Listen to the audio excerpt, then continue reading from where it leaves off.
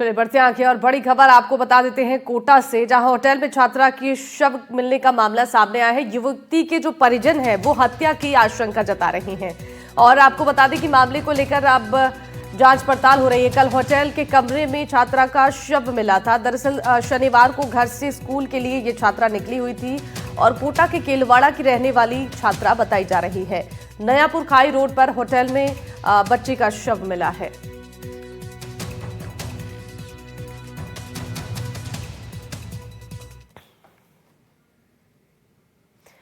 और श्रीगंगानगर से बड़ी खबर है। अनूपगढ़ से धर्मांतरण का एक मामला सामने आया है। पति ने पत्नी और ससुराल वालों पर आरोप लगाया है। इस पूरे मामले को लेकर जांच पड़ताल हो रही है। बता दें कि धर्मांतरण के दबाव का जबरन आरोप लगाया गया है और पत्नी सहित कई लोगों पर मुकदमा भी दर्ज हुआ है। 2 पीजे में रहने वाले राजविंदर सिंह ने यह आरोप लगाया है।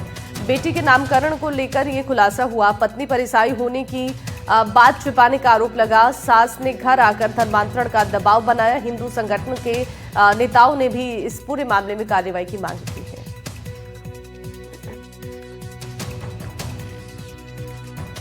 शादी हुई निहालपुरा में पीलीबंगा, और मेरे जो ससुराल वाले हैं मेरी शादी से पहले ही ईसाई धर्म कबूल कर चुके हैं और इस चीज़ का मेरे को पता नहीं था।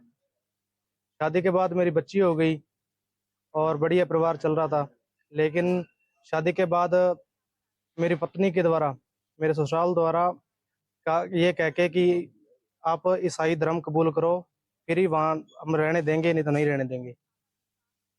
आपकी शादी कब हुई थी? मेरी शादी 2024 में 8 मार्च को हुई थी, एकता मंच में पीलीबंगा।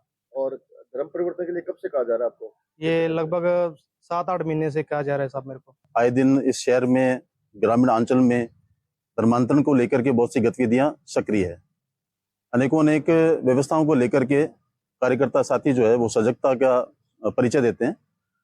2-3 दिन पहले हमारे भी ध्यान में ये विषय आया कि राजविंदर सिंह जो 2 पीजीएम अनूपगढ़ का रहने वाला है, इसकी शादी जो है वो पीलीबंगा के पास में एक गांव में हुई थी और वो जो इसके ससुराल वाले जो लोग हैं वो ईसाई गतिविधियों में लिप्त रहते हैं और उस दिन से ही लगातार राजविंदर पर अनेकों प्रकार से धर्म परिवर्तन करने की इस पे दबाव बनाया जा रहा है। 15-20 दिन पहले भी एक केस हमने दर्ज करवाया है। यहाँ गांव में और नजदीक के मोहल्ले हैं, इनमें धर्म परिवर्तन का कार्य जो है बड़ा जोर शोर से चल रहा है। ये लोग जो है ना, गरीब लोगों को जो आर्थिक कमजोर है उनको आर्थिक सहायता दे करके या किसी तरह का और प्रलोभन दे करके, या ये जिस तरह ये प्रवादी है इसको बेचारा की इसकी पत्नी जो है वो कह रहे हैं वापस ले जाएंगे और आपको हम केस दर्ज करा देंगे, इस तरह का ड्रावा दे करके ये धर्म परिवर्तन करवाते हैं। ये 2 पीजीएम का है हमारा साथी, इसने काफी दिन पहले हमारे से संपर्क किया। हमने पहले इसकी बैकग्राउंड ली कि ये वाकई में सही है या इसी तरह का कोई कार्य कर रहा है, लेकिन ये बिल्कुल सही है और इसके ऊपर नाजायज तंग किया जा रहा है। तो देखा आपने धर्मांतरण का ये जो मामला सामने आया है, इसके बाद से ही हिंदू संगठन की तरफ से नाराजगी जताई जा रही है। दीपक हमारे सहयोगी इस पर जानकारी देने के लिए हमारे साथ जुड़ रहे हैं। दीपक, जरा बताइए इस पूरे मामले को लेकर क्या खुलासे हुए हैं? धर्मांतरण का ये जो खेल चल रहा था, इस पर जो पति ने आरोप लगाए हैं पत्नी और सास पर, क्या आरोप है ये और क्या हिंदू संगठनों की तरफ से इस पर प्रतिक्रिया दी गई है? आपको बता दूं कि अनूपगढ़ में ये एक सनसनीखेज मामला माना जा रहा है।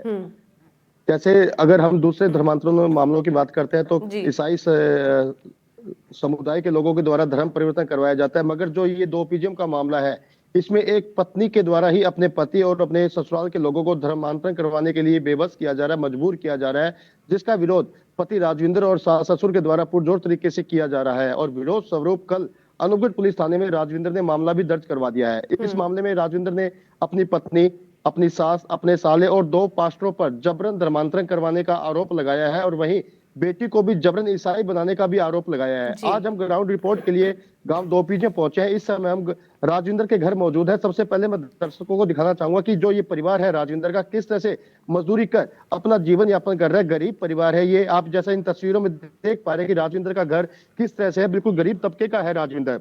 और जो ईसाई मशीनरी से जो जुड़े हुए लोग हैं वो गरीब तबके के लोगों को ही अपना निशाना बनाते हैं, उनका धर्मांतरण करवाते हैं, उन्हें नौकरी का झांसा दिया जाता है, बीमारी का झांसा दिया जाता है।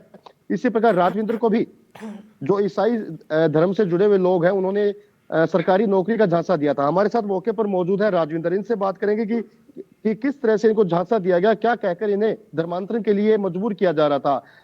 राजविंदर, आप ये बताएं कि किस तरह से आप पर दबाव बनाया जा रहा था, आपकी पत्नी के द्वारा, सास के द्वारा, साले के द्वारा या दो पास्टरों के द्वारा?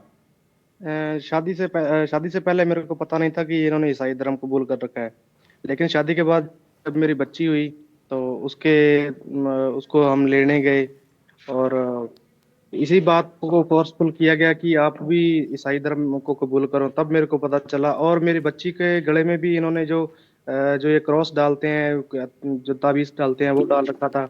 और वहाँ पास्टर आया हुआ था, उसने कोई मंत्र पढ़े और बोला भी इसका हम ईसाईकरण करेंगे। इसका मैंने विरोध किया और उसके बाद मैं अपनी बच्ची को और मेरी पत्नी को घर ले आया और मैंने वो जो ताबीज इन्होंने डाला था बिल्कुल दीपक, देखिए जो परिजन है उनकी तरफ से भी अब इस पूरे मामले को लेकर तमाम ऐसे खुलासे किए जा रहे हैं, लेकिन इंतजार करना होगा कि प्रशासन की ओर से क्या एक्शन इस मामले पर लिया जाता है। बहुत शुक्रिया आपका तमाम जानकारी देने के लिए।